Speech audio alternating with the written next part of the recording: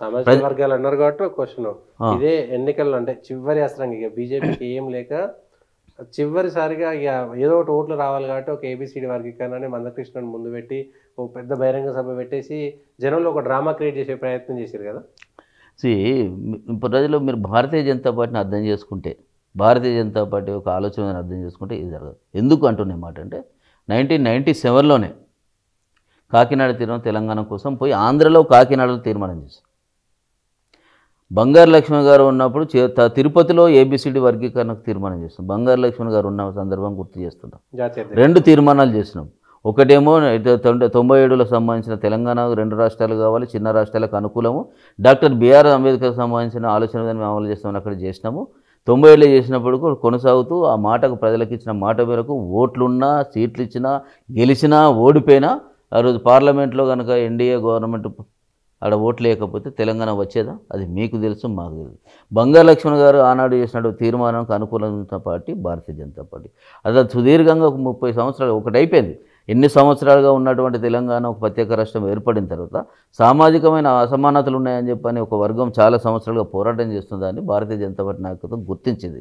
దాన్ని ఏ రకంగా తీసుకురావచ్చు, ఏ రకంగా చేయవచ్చు, సుప్రీంకోర్టులో కేసు ఏ రకంగా ఉన్నది, దీనికి ఇది సాధ్యమా అసాధ్యమా, తప్పకుండా మీ వెంట ఉన్నా అని చెప్పిన మాట వాస్తవం. ఏదో ఎన్నికల కోసం తీసుకొచ్చింది కాదు. కర్ణాటక కూడా చేసినాము, కర్ణాటక కూడా ఏబిసిడి అట్లా అయిపోయింది. అయ్యా డ్రామా అనడానికి కాదు. ఇప్పుడు 97లో కూడా మా తెలంగాణ డ్రామా అనుకుంటా మీరు?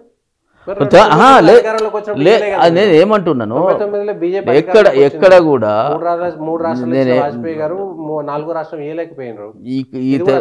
ఒకటి ఒక ఓటు 2 రాష్ట్రాలు అని చెప్పి నిదానంతో వచ్చినప్పుడు ఇక్కడ ఒకరు గెలిపించలేదు.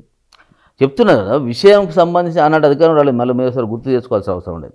ఆనాడు భారతీయ జనతా పార్టీకి జయలలిత ఉపసంహరించుకోవడము, ఎన్నికలు రావడము, అదే అనేకమైన పొత్తులతో సంకీర్ణ గవర్నమెంట్తో కొంచెం తక్కువ మెజారిటీతో ప్రభుత్వం అనేకమైన ఇబ్బందులు ఉన్నమాట వాస్తవం.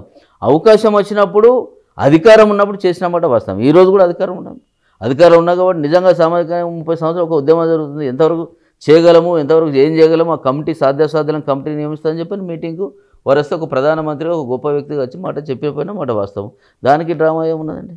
దానికి డ్రామా ఏముండదు. ఖచ్చితంగా భారతీయ ఒక మాట అన్నామంటే చేయాల్సిందే, అది చేస్తుంది, 100% చేస్తుంది. ఇంకా ఎందుకు చేయదు? అయిపోయినాయి ఎలక్షన్స్, అయిపోయినాయి, ఇంకా పనిలేదు కదా బీజేపీకి. అది కనుక అదే కనుక మీరు అనుకున్నట్టయితే ఇప్పుడు హోమ్ మినిస్ట్రీ ఆధ్వర్యం లోపల సోషల్ జస్టిస్ మినిస్ట్రీ అనేక మంది సీనియర్ సెక్రటరీస్ అందరితో కమిటీ చేసింది.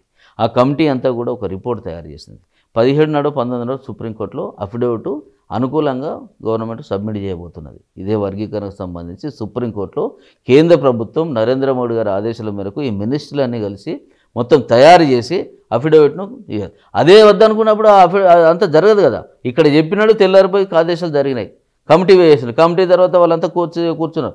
మొత్తం ఎక్స్పర్ట్స్ని కూర్చోబెట్టి, పొలిటికల్ కమిటీ వేయలేతాను, ఎక్స్పర్ట్ని కూర్చోబెట్టి home minister, social justice minister, ఇంకా మిగతా వాళ్ళన్నిటి కూడా కమిషన్స్ వాళ్ళందరూ కూడా ఇంక్లూడ్ చేసుకొని సాధ్యాసాధ్యాలకు సంబంధించిన అనుకూలమైన ఆలోచన విధానంతో సుప్రీంకోర్టులో వేయబోతున్నారు.